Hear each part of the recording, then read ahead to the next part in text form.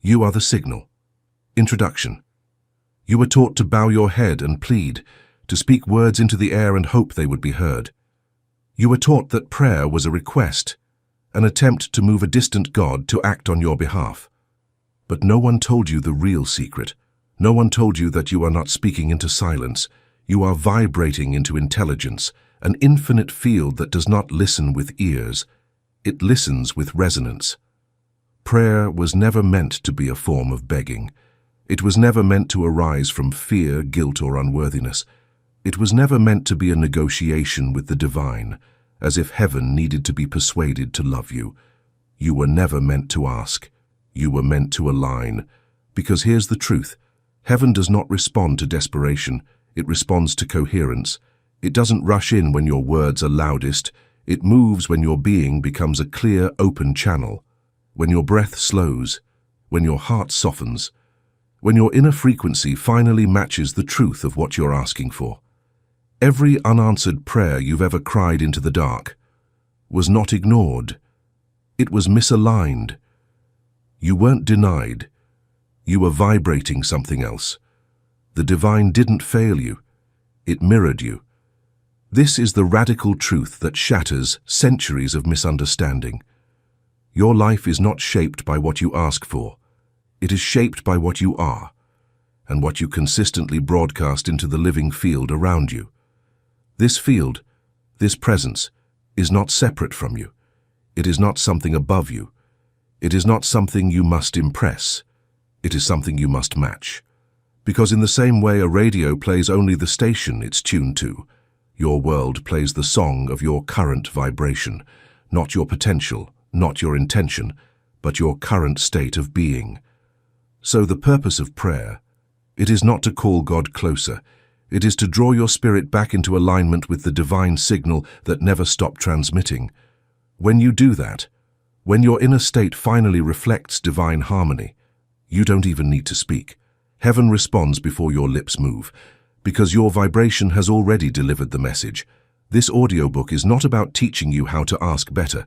It's about helping you remember that you were never meant to ask in the first place. You were meant to embody, to align, to become the frequency that heaven cannot ignore. And now that you know the truth, are you ready to stop asking and start resonating? Chapter 1. You are already being heard. You think your prayers go unanswered, but they are not unanswered. They are always answered, just not in words, not in form, not in the timeline your mind demands. They are answered in reflection, because prayer is not a message you send. It is a frequency you emit, and the universe listens with perfect fidelity. You are always praying. Every thought is a request. Every emotion is a vibration. Every belief is a broadcast into the sacred field that surrounds and fills all things. You are always being heard, not by a distant God, but by the divine intelligence that breathes you. You are inside the thing you're trying to talk to, and it does not wait for your words. It responds to your state. This is the first rupture in the illusion. You were taught that prayer is a sacred moment, a ritualized pause in the chaos of your day. But the truth is more wild, more uncomfortable, and more liberating than that. You have never not been praying. When you worry, you are praying to the God of fear. When you obsess, you are praying to the God of control. When you complain, you are praying to the God of lack. And when you love, you are praying to the God who remembers you. So the question isn't, is God listening to me? The question is, what am I saying without realizing it? You cry out for abundance while vibrating in lack. You beg for healing while identifying with your pain. You plead for love while radiating abandonment. You think you are being ignored. But the divine has only one law. It mirrors you, not what you say. What are you? Not what you want. What you embody. And this is not punishment. This is precision. There is no cruelty in this design, only integrity. The field cannot be fooled. Your words may deceive others, even yourself. But the vibration you emit, that deep silent signal beneath the mask, that is what creation hears. You were taught to perform your prayers, to dress them up in the language of worthiness. to lace them with humility or urgency, to use the right words in the right order with the right emotion. But the field doesn't speak English. It speaks resonantly. And resonance is not manufactured. It is what remains when you strip everything else away. That's why some of your most powerful prayers were wordless. The breath you took before you fell apart, the stillness after surrender, the silence when there were no more words, just your trembling being, wide open to the mystery. That was a perfect prayer, because in that moment you stopped performing, you stopped pleading, and for one breath you aligned. Now imagine this. What if you could live in that alignment every day? What if your prayer wasn't something you did, but something you became? That's what this journey is for. Not to teach you how to say the right words, but to teach you how to become the right frequency. The frequency that no longer needs to be asked, because it has become the answer. You've spent your life believing you were being tested, judged, watched from above by a presence waiting for you to prove yourself. But that's not what's happening. You are not on trial. You are in a feedback loop. And the divine, the field, the infinite, it is not judging you. It is responding to you. With absolute precision, with mathematical honesty, with a sacred loyalty to the truth of your vibration. You are not punished for your state. You are surrounded by it. What you call life is just your energy, amplified. So now you know. You are always praying. With every sigh, with every worry, with every breath you take while thinking a thought. The question is, do you want to keep praying for the life you no longer want? Because if you do nothing, if you stay unconscious, you will keep receiving exactly what you are. But if you awaken, if you stop asking for permission, if you begin to align from the inside out, you won't need to beg for change. You will become the vibration that bends reality, the prayer that shifts timelines, the signal that heaven cannot help but answer. So let us begin this transformation, not by asking harder, but by asking less, and aligning deeper. But if the universe is always listening, what exactly are you broadcasting? Chapter 2. The Mechanics of the Sacred Signal. You live in a vibrational universe, not metaphorically, not spiritually, literally. Everything is frequency. Everything, your thoughts, your breath, your body, your emotions, is moving energy, vibrating, oscillating, emitting, receiving. You are not a person trying to connect with God. You are a signal already inside God's signal, either harmonizing or clashing. This is not mysticism, this is physics.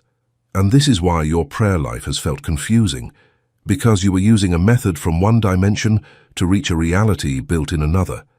You thought prayer was about words, but words are slow. The divine speaks in vibration, not vocabulary. Imagine a radio. You don't scream at the radio to play your song. You don't beg it. You don't prove your worth to it. You don't fast, cry, or bribe the airwaves. You tune. You turn the dial until the static fades and the music appears. And the moment you find the frequency, the song plays as if it had been waiting there the whole time. It had. It always was. You just weren't aligned with it. That's how divine response works. The miracle is not created when you pray. The miracle is revealed when you align. Your dream isn't far. It's simply vibrating at a different frequency. And the longer you stay out of sync with it, the longer it seems distant, unreachable, delayed. But the moment you match its energy, it manifests. You've felt this. You've thought of someone, and they called. You've let go of something, and it suddenly appeared. You've stopped begging, and the door opened. Why? Because alignment is more powerful than effort, and vibration is faster than thought.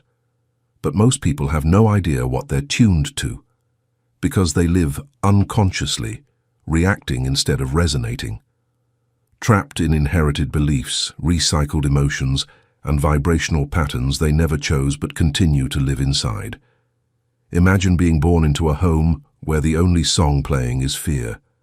Your body adapts to that rhythm. Your nervous system syncs to that station, and you call it normal.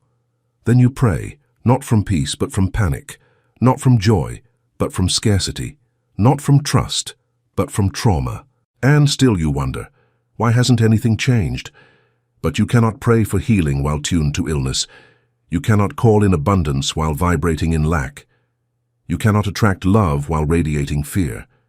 Because the divine, the field, is law. It is music. It is math. It is precise. It mirrors back what you are, not what you wish. This is why life changes the moment you stop chasing and start tuning. Because nothing is as fast as frequency. And nothing is as honest. Let's go deeper. Your heart generates an electromagnetic field measurable several feet beyond your body. Your emotions create energetic signatures that affect your brain chemistry, your hormones, your immunity, your reality. When you feel gratitude, do not perform it, but feel it. You shift your internal chemistry. When you feel peace, you become a transmitter of coherence. And when you feel love, not for someone, but as a state of being, you become the vibration that creation recognizes as divine. That's when answers come. That's when healing ignites. That's when reality rearranges itself around your coherence. This is why the mystics sat in silence, why the saints wept in stillness, why prophets walked into caves, deserts, and mountaintops, not to escape the world, but to stop their own noise long enough to tune in. They weren't seeking favor, they were becoming frequent, and in becoming that frequency, they stopped needing to ask. Because when your vibration aligns with divine law, life organizes itself around you with effortless precision.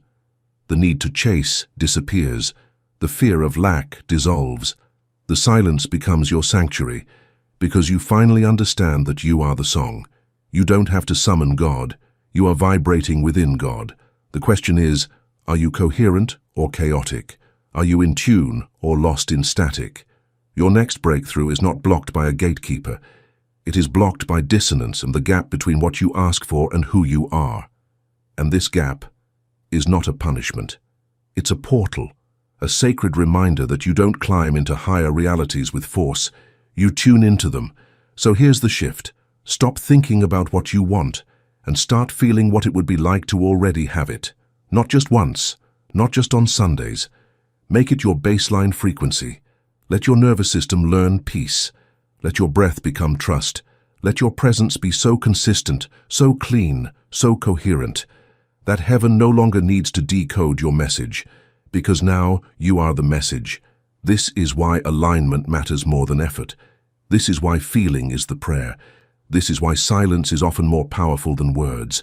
And this is why prayer was never meant to ask, because asking assumes distance. But vibration knows only unity. You do not ask the sun to shine. You step into its light. You do not ask music to play. You tune to the station, and you do not beg the divine to arrive. You become still and feel that it never left. But if your alignment is the access point, what's keeping you misaligned? Chapter 3. You can't ask for one thing and vibrate another. You say you want abundance, but what do you vibrate when the bill arrives? You say you want love, but what do you feel when you're alone? You say you're ready for peace, but how do you breathe when life doesn't go your way? This is the quiet war inside you, the contradiction between what your mouth speaks and what your energy screams. The duality between the version of you that hopes and the version of you that hides. This is why your prayers feel powerless. Why do your rituals feel dry? Why do you light candles but still feel in the dark? Because you are asking with your lips while vibrating against your own desire with your being. The field does not respond to what you want. It responds to what you are, not your statements, your state, not your petitions, your permission. You want miracles, but you're rehearsing trauma. You want prosperity, but you're attached to scarcity. You want to be seen, but you're terrified of exposure. And still you ask, why won't God answer me? But what if I told you? He already is. What if the silence you interpret as denial is actually a sacred delay, holding space for the version of you that will no longer betray what you've prayed for? Because the truth is, the divine cannot deliver a frequency you're at war with, not because it's cruel, but because it cannot override you. Creation protects integrity, and as long as you're double-minded, as long as you declare one thing while feeling another, you emit a fractured signal that cannot complete the circuit. So your life becomes a loop. Desire, disappointment, desire, disappointment. And the loop deepens, not because God is ignoring you, but because you are ignoring yourself. You are not in conflict with the divine, you are in conflict with your own energy. You're trying to vibrate love while still rooted in resentment. You're trying to hold abundance while secretly believing it's not for you. You're trying to trust while still clenching. This is the inner contradiction that sabotages every answered prayer. Not from the outside, from within. You think you're waiting on God, but God is waiting on you to stop dividing your signal, to stop pretending to believe, to stop performing worthiness, because every time you say, "I believe," but your nervous system trembles in fear, the field receives that as your truth. Not your affirmations, your atmosphere, not your declarations, your default. And no, this is not meant to shame you, this is meant to free you, because if you're the one broadcasting the contradiction, then you are also the one who can shift it. You are the gate and you are the key. You just have to decide, which self will you pray to? The one who lacks or the one who already holds? The one who doubts or the one who remembers? This isn't about pretending, this is about choosing. Choosing to embody the end before it begins, to feel what you say you want before it arrives, to stop praying for the thing and start praying from the thing. You don't pray for healing, you pray as healed. You don't beg for abundance. You become its frequency. You don't whisper for peace. You radiate it until the world adjusts. But that takes honesty, not performance, not forced optimism. You must be willing to ask yourself, am I aligned with what I say I desire, or am I attached to the identity that contradicts it? Because prayer is not magic, it is magnetic. You do not manifest what you beg for, you manifest what you believe. And belief is not a sentence, it's a signal. So what are you signaling when no one is watching? When are you quiet? When your guard is down? That's the real prayer. That's the message the universe is answering. And here's the most sacred truth of all. The field does not punish you for your misalignment. It simply waits. It waits for the signal to clean up, for the contradictions to fall away, for your energy to stop apologizing and start harmonizing. And the moment that happens, you'll stop waiting for a miracle, because you'll become one, no longer asking for change, but becoming the change that moves everything around you. So the question isn't, what do you want to ask for? The real question is, what version of you are you praying from? Because until that changes, the vibration remains scattered, the message remains unclear, the field remains in stasis. But when you unify, when your thoughts, emotions, breath, posture, and presence all speak the same language, reality moves. Heaven doesn't resist a clear signal. It responds with precision. Because when your spirit resonates, heaven doesn't wait for your words, it moves before you speak. But if alignment is the key to unlocking prayer, how do you begin to align when everything inside you feels like static? Chapter 4. Alignment begins in the body, not the mind. You've been trying to change your life with your thoughts alone, repeating affirmations, declaring your intentions, whispering desires into the dark. But nothing changes. And so you wonder, am I doing it wrong? Do I not have enough faith? Do I need to try harder? No. The reason it hasn't worked isn't because you lack faith. It's because you've been ignoring the instrument that carries your frequency, your body. Your body is the temple of vibration. Your nervous system is the antenna. Your breath is the dial. Your emotional state is the pitch. And your entire being, every cell, every heartbeat, every micro-expression, is either broadcasting coherence or chaos. This is where alignment begins, not in the mind that speaks the desire, but in the body that lives it. If your body is tense while you pray for peace, you are not aligned. If your breath is shallow while you speak abundance, you are not aligned. If your gut clenches while you declare love, you are not aligned. Because alignment is not something you say, it's something you become. And the body is always honest. You can fake belief with words. But the body always tells the truth. It holds every fear, every inherited limitation. every buried wound that still vibrates beneath your best intentions. So here is the sacred invitation. Before you speak your next prayer, check your posture, check your breath, check your emotional temperature. Because if you don't feel safe in your body, you won't feel safe receiving the thing you asked for. The frequency of the answer must match the container receiving it, and your body is the container. Do you want abundance? Then your body must feel open, supported, and grounded. Do you want healing? Then your body must feel trust, softness, and rest. Do you want love? Then your body must feel a connection, not just to others, but to itself. This is not performance. This is embodiment. This is the place where prayer becomes cellular, where vibration becomes visceral, and it begins with slowing down. Pause, breathe, drop the words for a moment, and ask yourself honestly, what frequency am I living in? Right now. Not in theory, not in future hopes, but in your chest, in your spine, in your gut. Can you feel it? The knots, the tightness, the holding back. That is what the field is receiving. Not your polished declarations, but the unspoken tension in your flesh. And here's the miracle. The body can be tuned. You don't need years of rituals. You don't need perfect discipline. You need presence. Because when you breathe with intention, you shift. When you move with awareness, you align. When you choose to feel gratitude, not say it, feel it, your entire electromagnetic field begins to change. Your heart rhythm smooths, your brain waves sync, your hormone balance, and suddenly your signal becomes clean. Now your prayer is no longer just an idea, it's a full-body frequency, and the field listens, because now it recognizes you. Now you're not just asking for peace, you are peace. Now you're not seeking healing, you're living in the rhythm of wholeness. Now you're not chasing love, you're radiating the energy that calls it home. This is what it means to become the prayer, to embody the answer, to live inside the vibration of the thing before it arrives. That's the shift. You stop waiting for evidence, and you become the evidence, because when you vibrate as if it's already yours, it has no choice but to meet you. This is not pretending. This is a prophetic embodiment.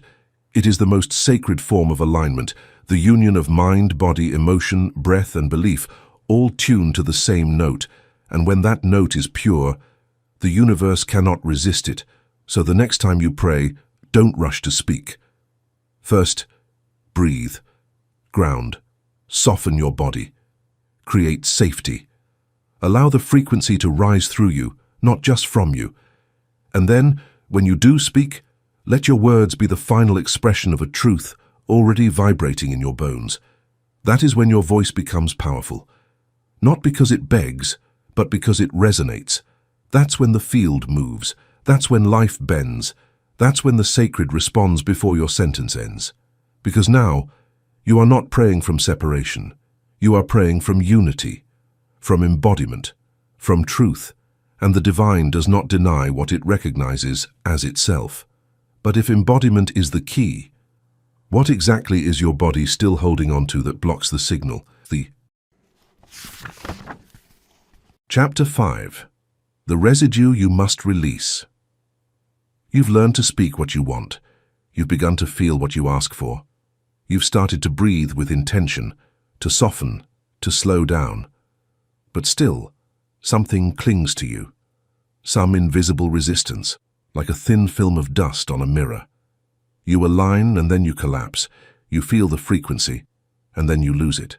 You rise, and then you fall back into the same emotion you swore you'd left behind. Why? Because alignment is not just a practice of becoming, it's also a process of releasing.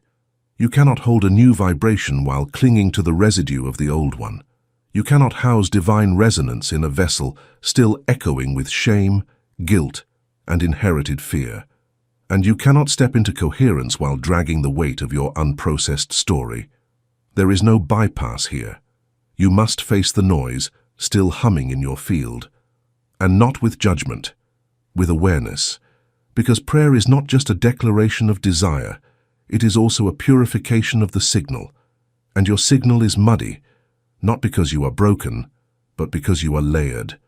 Layers of memories, layers of trauma, layers of beliefs were passed to you before you could speak, layers of not enough, of unworthy, of God is far and I am small.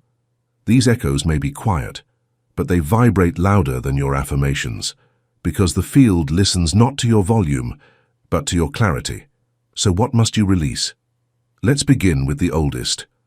The belief that you must suffer to be worthy, that you must earn favor, that holiness comes through hardship, that God rewards struggle more than alignment. This is the oldest virus in the human soul, and it is the root of misaligned prayer. Because when you believe suffering is the gateway, you unconsciously resist ease, you sabotage the soft path, you mistrust the moment peace arrives. You say you want healing, but when it starts to come, you question it. You feel guilty for receiving it too easily. You brace for something to go wrong. Why? Because your nervous system has been trained to confuse safety with danger and struggle with spiritual virtue. But the divine is not here to prove your worth through pain. It is here to mirror your permission. And if you have not yet given yourself permission to receive, you will unconsciously block what is already yours. So ask yourself, what do I still feel guilty for wanting? What goodness do I mistrust? What softness feels unsafe? These are the frequencies you must bring into the light, because every unexamined emotion becomes a background frequency. Every unhealed memory becomes static in the signal. Every unconscious belief becomes a wall between you and the life calling your name. But awareness melts resistance, compassion clears the air, and breath opens the gate. You do not have to fight these layers. You only have to stop ignoring them. Let them rise, let the sadness shake, let the anger be seen, let the grief breathe, not to stay there, but to free it. Because trapped emotion is trapped energy, and trapped energy distorts the signal. It's not about perfection, it's about coherence, and coherence is what happens when every part of you is finally in the same room, not pretending, not suppressing, not performing, just present. That's when your vibration becomes clean, honest, undeniable, and the field, that intelligent sea you're always inside, responds instantly. You don't have to be high vibe all the time. You don't have to fake bliss. You just have to stop betraying what you truly feel. Because spiritual bypass is not alignment, it's avoidance. And the divine cannot work through what you refuse to acknowledge. So here is your invitation. Make space for your own shadows, not to wallow, but to liberate. Every time you breathe with what hurts, you transmute. Every time you soften into discomfort, you reclaim your power. Every time you welcome your fear like a child needing presence, you raise your frequency, not by force but through love. This is what the mystics knew, that silence is not emptiness, it's a tuning chamber, that prayer is not escape, it's encounter, and that every shadow faced is a frequency reclaimed. Your trauma is not your identity, your pain is not your destiny, but if left unexamined, it becomes your vibration. So you must feel it to free it, not because you are weak, but because you are a tuning fork for the divine. And your instrument must be clear. You are not asking for healing, you are becoming it. You are not begging for change, you are making space for it to enter. You are not waiting on God, you are returning to the vibration where God already lives. And here, in the space between breath and belief, you will realize the secret. The more you let go, the more clearly you are heard. Because what blocks your prayer is not the world, not fate, not some distant deity holding back your blessings. It's the noise inside you that you've refused to meet, but now you will. Now you must, because your alignment cannot be built on fragments, it must be whole. And to be whole, you must welcome the parts of you that still believe they are separate. Hold them, feel them, love them into coherence. And then, when your prayer rises again, it will no longer be a cry for rescue. It will be the sound of a being who finally remembers, heaven is not far. It is tuned to your signal, and when your signal is clear, it responds before you even speak. But if heaven responds to a clear signal, How do you stay aligned when the world keeps pulling you out of tune? Chapter 6. Staying in tune. When the world tries to detune you, you've felt it before. That moment of clarity, that crystalline stillness where everything aligns, where your breath feels sacred, your body feels light, and your heart pulses like it's in perfect rhythm with something infinite. You say the prayer and you know it's already heard. You don't just hope. You feel the answer forming, like a ripple already sent out and returning as a wave. And then, a phone call, a headline, a trigger, a memory, and it's gone. You spiral. You collapse. You wonder, how could I feel so connected one minute and so scattered the next? Here's the truth. The world doesn't want you aligned, not because it is evil, but because it is loud. And your alignment, your stillness, your coherence, your deep resonant presence terrifies systems that feed on fear, division, and distraction. You live in a world addicted to chaos, a culture that profits from your misalignment, and a society that teaches you to measure your worth by noise, not stillness. So if you're waiting for the external world to support your spiritual coherence, you'll be waiting forever. You must become your own tuning fork, because the field doesn't shift because your day is calm. It shifts because you are. The real work isn't just entering alignment, it's staying there, even when life tempts you to forget. And that is where prayer becomes practice. Because when you learn to hold your frequency in the storm, you don't just change your life, you change the atmosphere around you. Think of it like this. A violin can fall out of tune simply by being in the wrong environment, by temperature, by humidity, by pressure. So what does the musician do? She doesn't scream at the instrument, she doesn't throw it away. She tunes it, gently, repeatedly, until the right note sings again. And so must you. When you feel scattered, you don't spiral, you retune. When fear rises, you breathe deeper. When the world gets louder, you go quieter. Not to escape, but to return. Because your alignment is not fragile, it is practiced, it is remembered. And when you remember, you reconnect. So how do you stay in that state? How do you keep your channel clear in a world built to jam the signal? You choose it, moment by moment. You notice the slip and return. You witness the emotion and soften. You feel the chaos and don't identify with it. You don't fight the static, you rise above it. Because the truth is, you are not the noise. You are the note beneath it. You are not afraid. You are the one observing it.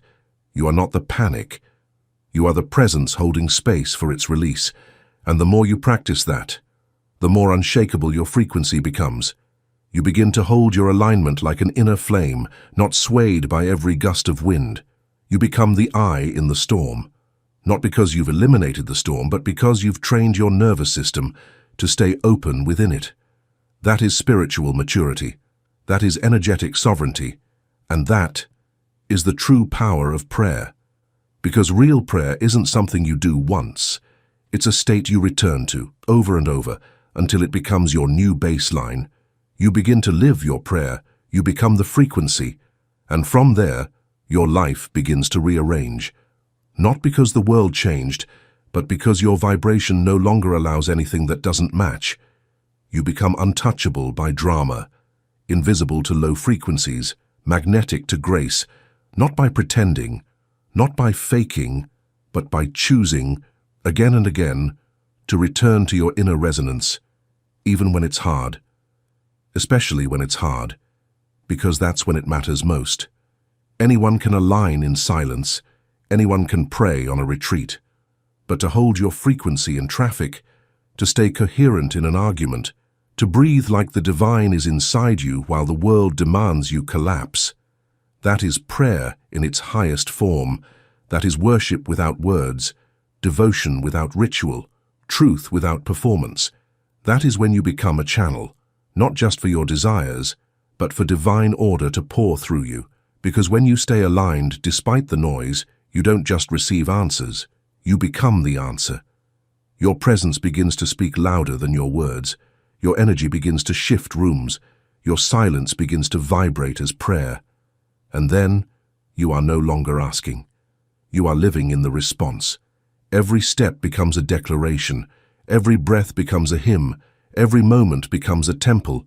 And heaven, that frequency you once thought was far, now walks with you, as you, through you. Because when your spirit stays in tune, you don't chase miracles, you are the frequency they're drawn to. But if you are now the channel for divine frequency, what is your life meant to transmit into the world? Chapter 7. You are the signal the world has been waiting for. You thought this journey was about getting something, receiving something, calling something in.